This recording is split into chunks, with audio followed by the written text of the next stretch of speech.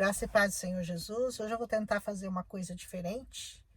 Estou tentando fazer um vídeo de dentro do carro, porque eu não estou em casa.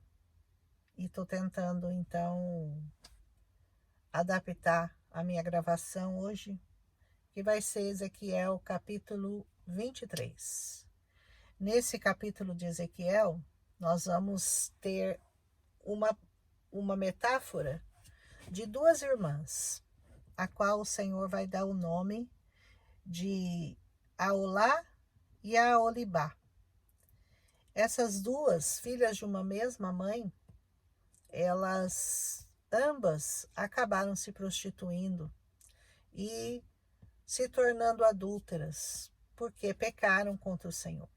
Essas cidades representam Samaria e Jerusalém. A mais velha, né? A Aolá é a Samaria e a Aolibá é Jerusalém. E a palavra diz que como Deus se sentiu com relação a elas. Por quê? Porque elas eram as suas esposas. Ele diz que elas se tornaram prostitutas no Egito. Ou seja, esse fato delas terem se prostituído não começou exatamente no período em que elas já estavam estabelecidas na terra de Canaã. Começou quando Israel ainda estava no deserto, estava no Egito. Elas começaram a se prostituir com os deuses do Egito.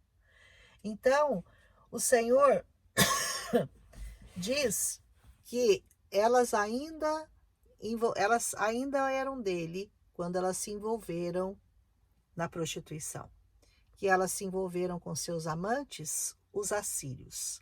A primeira que se prostituiu foi a Aolá, que era a mais velha, que representa a cidade de Samaria. Diz que ela se envolveu e se apaixonou pelos seus amantes, pelos assírios, e se envolveu com eles. Isso significa que elas fizeram uma aliança política. Ou seja, elas buscaram a ajuda dos assírios, ao invés de terem procurado somente a ajuda do Senhor. E, por causa disso, depois também ela se envolveu com os babilônios e chamou-os para sua cama, segundo diz a palavra aqui. Ou seja, ela também se prostituiu com os babilônios. E o Senhor diz que a irmã, e no caso é a Aolibá, essa palavra Aolá e Aolibá vem de Aol. E Aol significa tenda em hebraico. Quer dizer que Deus estava considerando essa prostituição desde o tempo em que eles ainda habitavam em tendas. Compreende? E depois ele vai falar assim, que elas não se conformaram só em serem prostitutas, elas também foram se envolver com todo esse tipo de pessoas, né? Como que se sente um homem traído? Por que o Senhor os chama de esposas e ele como se fosse o marido traído? Porque o marido traído entende essa dor e sabe como deve ser terrível a dor de uma traição. E o Senhor queria expressar essa dor, queria que o povo entendesse como que ele se sentia, por elas terem procurado ajuda em outros lugares, com outros exércitos, com outros reis, com outros príncipes, e não a ajuda dele. E ele diz que, da mesma forma que a Aulá fez, a mais velha, porque Samaria foi tomada em 722 a.C., foi a primeira que caiu, foi a primeira que foi levada para o cativeiro. Aí ele disse, bom, se a Aolibá tivesse olhado para isso, ela teria aprendido e não teria feito a mesma coisa. Mas acontece que ao invés dela aprender, ela acabou fazendo igual a irmã dela. Ela também foi buscar ajuda no Egito, ela também se prostituiu, ela também se deitou numa maneira simbólica, né, uma simbologia, ela também se deitou com os caldeus, com os babilônios. E por isso, ambas caíram.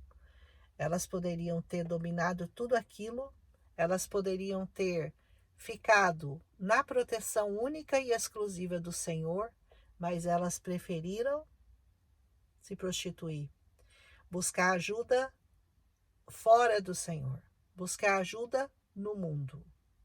É uma figura muito chocante, né? Porque quando você vê a maneira como você fala, você se prostituiu, você tirou suas roupas, você deitou na cama e tal, e por causa disso, os seus amantes, os assírios, os babilônios, sabe o que aconteceu? Eles virão contra você. Eles assim, eles virão contra você com armas, com carros, com cavalos, com carroças, com uma multidão de povos, por todos os lados. Tomarão você posição contra você com escudos, com grandes capacetes. Eu a entregarei e eu a entregarei a eles por castigo. E eles a castigarão conforme o costume deles. Então a cena era essa. Em vez da mais velha, da mais nova, que é Jerusalém, a Olibá, aprender com a mais nova, que é Samaria, que também já tinha sido tomado muito tempo antes, tivesse aprendido a não fazer alianças com pessoas erradas, com pessoas do mundo, com pessoas que não eram do Senhor, também ela teria sido poupada, mas ela não aprendeu. Ela não aprendeu. Como muita gente não aprendeu até hoje, a se voltar somente para o Senhor, a confiar somente no Senhor.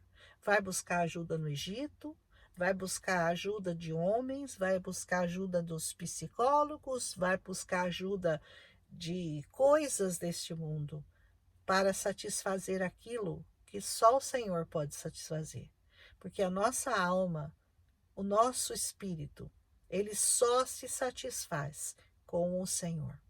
Ele só fica completo, ele só fica feliz, digamos assim.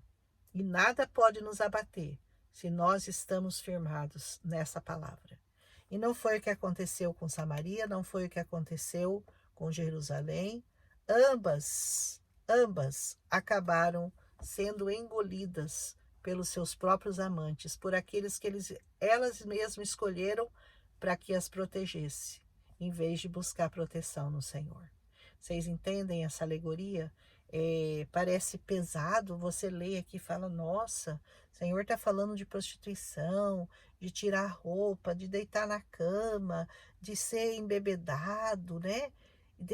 E o que isso significa, né? Significa isso. Significa você ser absorvido completamente pelas coisas do mundo, em vez de você se deixar levar, de você ser envolvido, de você aprender a ter a sua confiança não nas coisas dessa terra, não nas coisas desse mundo e não nas pessoas desse mundo, porque elas certamente vão fazer você cair. Ele diz assim: você o beberá engolindo até a última gota, depois você o despedaçará e mutilará os próprios seios. Essa coisa de arrancar os seios era uma alegoria de que alguma coisa muito grave ia acontecer com você. Ia ser arrancado, seus seios seriam arrancados, né? Visto que você se esqueceu de mim, que você me deu as costas, diz o Senhor, né?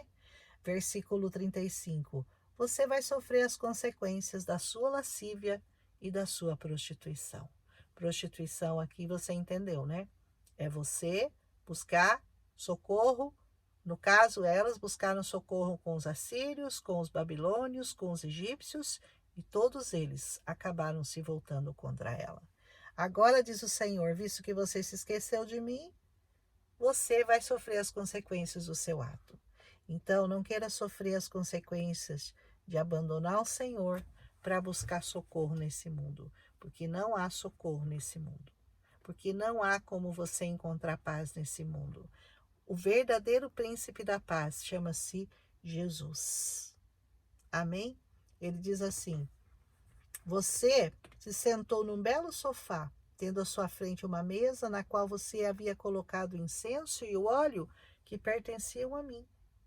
Ou seja, você usou as coisas do Senhor para entregar nas mãos daqueles outros que não eram do Senhor.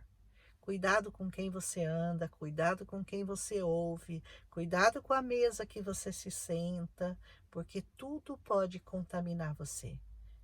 Tudo pode. Não entregue as coisas que estão no seu coração guardadas, bem guardadas, que são do Senhor, para pessoas que não vão dar valor àquilo, que vão tentar, pelo contrário, mudar sua cabeça e fazer você crer nas coisas que eles acreditam, nas coisas passageiras e vãs e fúteis deste mundo. O ruído de uma multidão despreocupada estava em torno dela. Ele diz assim: sabeus foram trazidos do deserto. Os sabeus é os que moravam em Seba. Eram comerciantes e traziam coisas bonitas que encantavam, sabe? Junto com homens do povo. E eles puseram braceletes nos seus braços, no braço da mulher e da irmã, belíssimas coroas na cabeça dela. Sabe aquela ilusão? Aquelas coisas que as pessoas se iludem. Ai, porque é bonito, ai, porque é lindo, porque é de ouro, é porque não sei o quê, e eu vou querer me enfeitar, eu vou querer, sabe? Enfeite-se com a palavra de Deus. Enfeite o seu coração. Encha a sua mente, o seu espírito, a sua alma com a palavra. Essa ninguém vai roubar de você.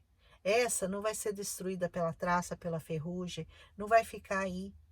Essa você vai levar para a eternidade. A palavra de Deus você leva para a eternidade. Que nós possamos aprender aqui com essas duas irmãs, né? Com Samaria e Jerusalém, a Aolá e a Aolibá. E então eu disse a respeito daquela que fora destruída pelo adultério, que agora a usem como prostituta, pois isso é tudo que ela é. Não se prostitua com o mundo. Não, não ponha seus olhos no mundo. Guarde o seu coração no Senhor e Ele te protegerá de todo mal. Amém? Um abraço em Cristo Jesus.